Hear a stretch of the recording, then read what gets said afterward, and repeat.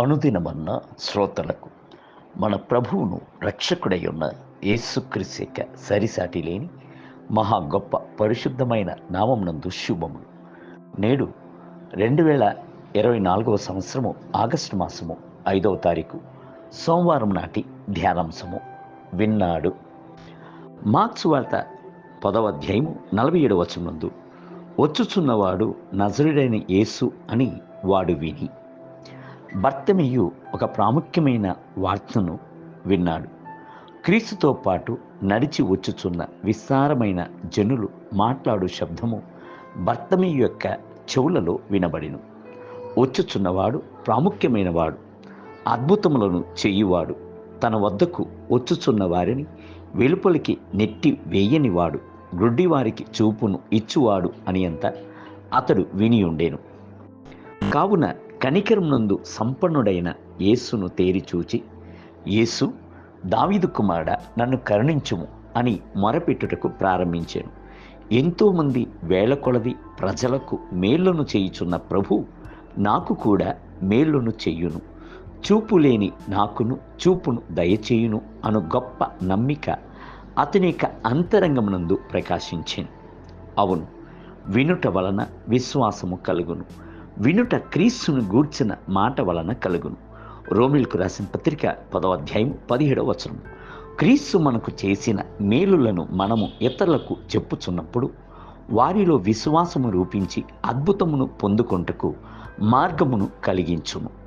కుష్ఠరోగి అయ్యున్న నయమానునకు ఇజ్రాయేలు దేశమునకు చెందిన బానిస అయిన చిన్నది ఇజ్రాయేలు యొక్క దేవుని గూర్చియు అక్కడ ఉన్న దైవజనుడైన ఎలీషాను గూర్చియు ఆయన చేయుచున్న అద్భుతములను గూర్చియు బహు చక్కగా వివరించి చెప్పి ఉండవచ్చును.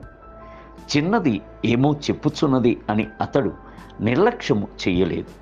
దానికి బదులుగా ఆ చిన్నదాని మాటకు ప్రాముఖ్యతను ఇచ్చింది. ఇజ్రాయేలు దేవుని విశ్వసించి ఎలీషాను వెతుక్కుంటూ తన దేశమును విడిచి పొరుగు దేశమునకు వచ్చాను.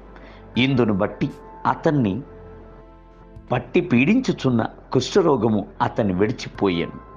దైవిక స్వస్థతను, ఆరోగ్యమును అతడు పొందుకొనగలిగాను. సేన అను దెయ్యము పట్టిన మనుష్యుడు స్వస్థత పొందినప్పుడు యేసుక్రీస్తు అతని వద్ద, నీవు నీ ఇంటి వారి యొద్దకు వెళ్ళి ప్రభువు నీ యందు కనికరపడి నీకు చేసిన కార్యములన్నిటినీ వారికి తెలియచెప్పుమనెను. అలాగున వాడు వెళ్ళి యేసు తనకు చేసినవన్నీ దెక్కపొలిలో ప్రకటింపనారంభింపగా అందరూ ఆశ్చర్యపడి. మార్క్స్ వార్త 5వ అధ్యాయము 19 మరియు 20 వచనములు. అదే విధముగా సమరయ స్త్రీ యేసు తనతో చెప్పినవన్నీయును సాక్ష్యముగా చెప్పాను. బైబిల్ గ్రంథము సెలవిచ్చున్నది, నేను చేసినవన్నీ నాతో చెప్పినని సాక్ష్యం ఇచ్చిన ఆ స్త్రీ యొక్క మాటలను బట్టి ఆ ఊరిలోని సమరయులలో అనేకులు ఆయనందు విశ్వాసం ఉంచిన వారై ఉండిరి. యోహాను సువార్త 4వ అధ్యాయం 39వ వచనం. దేవుని బిడ్డలారా, ప్రభు మీకు చేసిన మేలులను ఇతరులకు మీరు సాక్ష్యముగా ప్రకటించవలసినది మీపై పడిన బాధ్యత ఉన్నది. అలాగూ చేయుట ప్రభునందు గల విశ్వాసమును ఇతరుల యొక్క మనసును దృఢపరచును. ప్రభువును గూర్చిన సాక్ష్యము చెప్పుటకును సాక్షిగా జీవించుటకును పరిశుద్ధాత్మను శక్తిగా మీకు ఆయన అనుగ్రహించుచున్నాడు. పరిశుద్ధాత్మ మీ మీదికి వచ్చుచున్నప్పుడు మీరు శక్తి నొందుదురు గనుక మీరు యెరూషలేములోను యూదయ సమరయ దేశముల యందంతటను భూదిగంతముల వరకు నాకు సాక్షులై ఉందురని చెప్పాను. అపోస్తల కార్యం 1వ అధ్యాయం 8వ వచనం.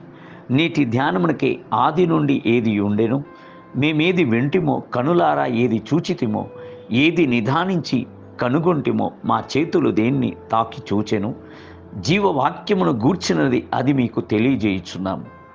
యోహాను రాసిన మొదటి పత్రిక 1వ అధ్యాయము 1వ వచనం.